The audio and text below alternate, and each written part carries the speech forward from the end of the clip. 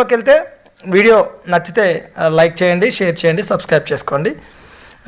Group 1 service సంబంధించి ఇది degree, సాధారణ డిగ్రీ దీని క్వాలిఫికేషన్ అంటే మిగతా డిగ్రీలు కాదా అని అంటే ఏదైనా బీటెక్లో కూడా డిగ్రీ ఉంటుంది. ఇంకా జనరల్ మీరు చేసినటువంటి కోర్సులో ప్రతి డిగ్రీ కూడా దీనికి ఎలిజిబులే. అయితే ఇది మొత్తం తెలంగాణ టీఎస్పీఎస్సికి సంబంధించినటువంటి గ్రూప్ 1 సిలబస్. ప్రిలిమినరీ టెస్ట్ అని, అదేవిధంగా మెయిన్స్ అని, ఆ తర్వాత ఇంటర్వ్యూ అనేది ఉండడం జరుగుతుంది.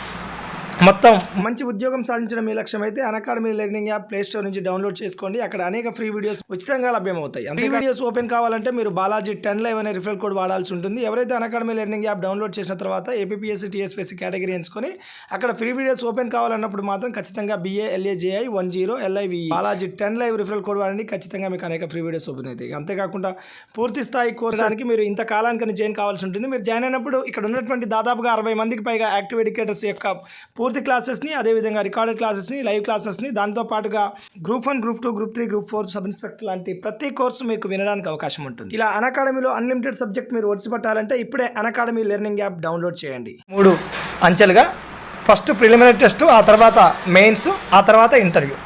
అయితే మెయిన్స్లో వచ్చేటువంటి స్కోరు ప్రధానంగా ఈ ఉద్యోగం సాధించడానికి అవకాశంగా ఉంటుంది.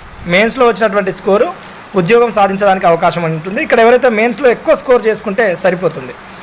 ఇందులో ప్రిలిమినరీ టెస్ట్ విషయంలో ఇప్పటివరకు అయితే టీఎస్పీఎస్సీ అంటే తెలంగాణ ప్రభుత్వం 2014 జూన్ 2 తర్వాత తెలంగాణ రాష్ట్రం కొత్తగా ఏర్పడిన తర్వాత ఇప్పటివరకు ఒక్క గ్రూప్ 1 కూడా జరగలేదు.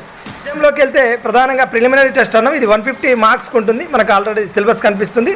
ఇంకా అదేవిధంగా సిలబస్ PDF ఫైల్ కూడా కింద వీడియోలో డిస్క్రిప్షన్లో ఇవ్వడం జరుగుతుంది. కానీ ప్రిలిమినరీలో ఉన్నటువంటి స్కోరు మీకు ప్రామాణికమైనటువంటి స్కోర్ కాదు. అది జస్ట్ అది 1:50 రేషియోలోనో, ఇంకా లేకపోతే ఇప్పుడు మారినటువంటి ప్రభుత్వాలకు అనుగుణంగా, మారినటువంటి రాష్ట్రానికి అనుగుణంగా మరి వాళ్ళు 1:50 తీసుకుంటారా, నోటిఫికేషన్లో ఎలా మెన్షన్ చేస్తారనేది చూద్దాం. గతంలో ఉమ్మడి ఆంధ్రప్రదేశ్లో లాస్ట్ గ్రూప్ 1 విషయంలో మాత్రం 1:50కి పిలిచేది. అక్కడ ఉన్నటువంటి ఎగ్జామినేషన్, ప్రిలిమినరీ ఎగ్జామినేషన్ 150 మార్క్స్ ఉన్నప్పుడు 17 18 స్కోర్ వచ్చినటువంటి అభ్యర్థులు కూడా మొన్న మెయిన్స్ ఎగ్జామ్ రాయడం జరిగింది. అది ఈజీ పేపర్ అయినప్పటికీ కూడా 70 మార్కులు.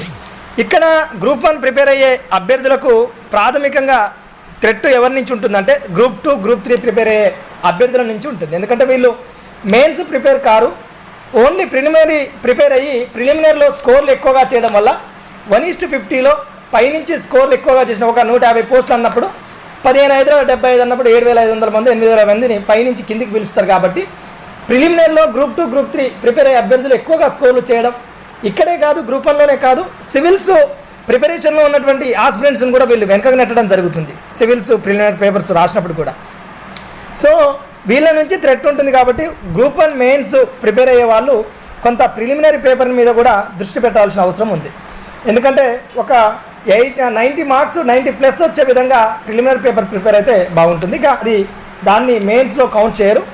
ఇక ఏదైతే మెయిన్స్ పేపర్ అంటున్నామో ఇది 6 పేపర్లుగా ఉంటుంది. 15×6 అంటే 900 మార్కులకు ఉంటుంది. ఒక్కొక్క పేపరు 150 మార్కులకు ఉంటుంది. ఇదే కాకుండా ఒక క్వాలిఫైయింగ్ పేపర్ ఇంగ్లీష్ పేపర్ కూడా ఉండడం జరుగుతుంది. ఈ qualifying English paper compulsory qualify అయినటువంటి అభ్యర్థులకే మిగతా పేపర్లని దిద్దడానికి అవకాశం ఉంటుంది. లేకపోతే ఇంగ్లీష్ పేపర్ క్వాలిఫై కానటువంటి అభ్యర్థులు మిగతా పేపర్లని కౌంట్ చేయరుగా. సో ఈ ఉన్నటువంటి 6 పేపర్లో ఒక్కొక్క పేపర్ 150 మార్కులను 15×90 అంటే 900 మార్కులకు మెయిన్స్ ఉంటుంది. 100 మార్కులకు ఇంటర్వ్యూ ఉంటుంది. థర్డ్ దశ 100 మార్కులకు ఇంటర్వ్యూ ఉంటుంది. 1:2 రేషియోలో పిలవడం జరుగుతుంది వాళ్ళని. మెయిన్స్ నుండి 1:2 రేషియో ఇంటర్వ్యూకి పిలవడం జరుగుతుంది. ఉదాహరణ 100 పోస్టులు ఉన్నాయనుకున్నప్పుడు 200 మందిని ఇంటర్వ్యూకి పిలవడం జరుగుతుంది. ఈ మెయిన్స్ సబ్జెక్ట్లో ఎవరైతే అత్యధిక స్కోర్ చేసినటువంటి అభ్యర్థులు ఉంటారో వాళ్ళని తీసుకోవడం జరుగుతుంది. ఏదేమైనా 100 మార్కులు ఇంటర్వ్యూ అన్నప్పుడు ఎక్కువగా ఎవరైతే మెయిన్స్లో 900 మార్కులు మెయిన్స్కే ఉంది కాబట్టి మ్యాక్సిమం మీరు మెయిన్స్లో స్కోర్ చేసుకుంటే ఇంటర్వ్యూలో స్కోర్ తక్కువ వచ్చినా కానీ సేఫ్ జోన్లో ఉండే అవకాశం ఉంది. ఇక ఒక్కొక్క పేపర్ విషయానికి వస్తే ఏ విధంగా ఉంటుందనేది చూద్దాం. ప్రిలిమినరీలో అనేక అంశాలు ఉన్నాయి, మనకు కనిపిస్తుంది చూడండి. అయితే ప్రిలిమినరీ ఎలాగో క్వాలిఫైయింగ్ పేపర్ కాబట్టి మీరు కొంతవరకు దాన్ని ప్రిపేర్ అయితే సరిపోతుంది. ఇక మెయిన్స్ పేపర్ల విషయంలో చూసినప్పుడు ప్రధానంగా జనరల్ ఎస్ఏ పేపర్లో ప్రాథమిక దశలో ఏదేమైనా 3 క్వశ్చన్లు అంటే ఒక్కొక్క సెక్షన్లో 3 క్వశ్చన్లు ఇచ్చి ఆల్టర్నేటివ్గా ఒక క్వశ్చన్ మాత్రమే రాయమని చెప్పడం జరుగుతుంది. టెంపరీ ఓరియంటేషన్లో మాత్రమే ఈ జనరల్ ఎస్సే పేపర్ ఉంటుంది. మిగతా మెయిన్స్ పేపర్స్ కూడా మ్యాక్సిమం ఆ విధంగా ఏదైతే ప్రియారిటీలోకి వస్తుందో, ఏదైతే వెలుగులోకి వస్తుందో, ఏదైతే వివాదాస్పదం అవుతున్నటువంటి అంశాలు ఉంటాయో ఆ ఓరియంటేషన్లోనే పేపరు తయారు కావడానికి ఎక్కువగా అవకాశం ఉంటుంది. అయితే జనరల్ ఎస్సే పేపర్లో ఒక్క క్వశ్చన్ రాస్తే 50 మార్క్స్. ఆ విధంగా మీరు జనరల్ ఎస్సే విషయంలో 3 క్వశ్చన్లు రాస్తే 3 50లు 150 మార్కులు. కానీ క్వశ్చన్ని దాదాపుగా ఇంగ్లీష్లో చూసుకొని అర్థం చేసుకుంటే మంచిది. తెలుగు మీడియంలో కూడా క్వశ్చన్ ఉన్నప్పటికీ అంతిమంగా ప్రామాణికం ఇంగ్లీష్ మీడియం వర్షానికి సంబంధించి మాత్రమే తీసుకుంటారు. కాబట్టి వాళ్ళు తెలుగులో యాజ్టీజ్గా ఏదో గూగుల్ ట్రాన్స్లేషన్లో వచ్చినట్టుగా యాజ్టీజ్గా క్వశ్చన్ని తెలుగులోకి మార్చడం వల్ల సరైన వివరణ అనేది క్వశ్చన్ పేపర్లో కనిపించదు. కాబట్టి ఇంగ్లీష్లో చూసుకొని అర్థవంతంగా తెలుసుకున్న తర్వాత దానికి కరెక్ట్ సమాధానం రాయగలిగితే అక్కడ సక్సెస్ సాధించడానికి అవకాశం ఉంటుంది. ఇది జనరల్ ఎస్సే పేపర్ విషయం.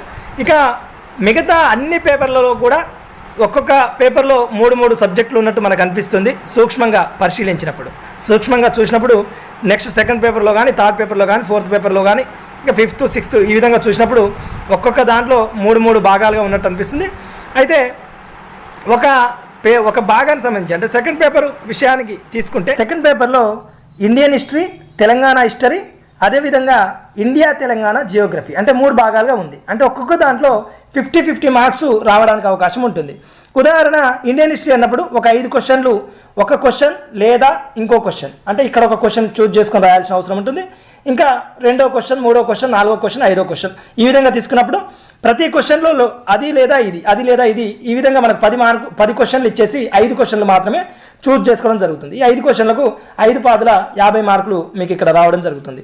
అదేవిధంగా సెకండ్ అనుకున్నప్పుడు మళ్ళీ తెలంగాణ హిస్టరీ అన్నప్పుడు కూడా ఒక 5 క్వశ్చన్లు, అదేవిధంగా జియోగ్రఫీ ఇండియా అండ్ తెలంగాణ అన్నప్పుడు కూడా ఒక 5 క్వశ్చన్లు. అంటే ఈ విధంగా సెకండ్ కానీ, థర్డ్ కానీ, ఫోర్త్ కానీ, 5th కానీ, 6th పేపర్లో కానీ ఈ విధంగా రావడానికి అవకాశం ఉంటుంది. ఇదంతా కూడా ఉమ్మడి ఆంధ్రప్రదేశ్లో ఉన్నటువంటి గ్రూప్ 1ని ఆధారంగా చేసుకొని చెప్తున్నటువంటి విషయం. మ్యాక్సిమం ఈ ఓరియంటేషన్లోనే పేపర్ ఉండొచ్చు అని ప్రీవియస్గా, ఎందుకంటే తెలంగాణలో ఇప్పటివరకు అయితే గ్రూప్ 1 నోటిఫికేషన్ రాలేదు. ఈ వీడియో తెలిసినటువంటి అభ్యర్థులకు కాదు, కొత్తగా ఎవరైతే టైం లేక ఉద్యోగ రీత్యా వేరే సాఫ్ట్వేర్లు కావచ్చు, ఇంకా వేరే ఇతర తెలుగు మీడియం అభ్యర్థులు కావచ్చు, తెలుసుకోవాలనే తపన ఉన్నటువంటి అభ్యర్థులు కావచ్చు, వాళ్ళ కోసం మాత్రమే వీడియో రూపొందించడం జరిగింది. ఇంకా నెక్స్ట్ వీడియోలో గ్రూప్ 1 సిలబస్ సంబంధించి ఎలాంటి పుస్తకాలు చదవాలి, ఏ విధంగా చదవాలి అనే విషయాలని కొంత ఎవరైతే నిపుణులు వాళ్ళతో చర్చించిన తర్వాత మీ ముందుకు తీసుకురావడం జరుగుతుంది.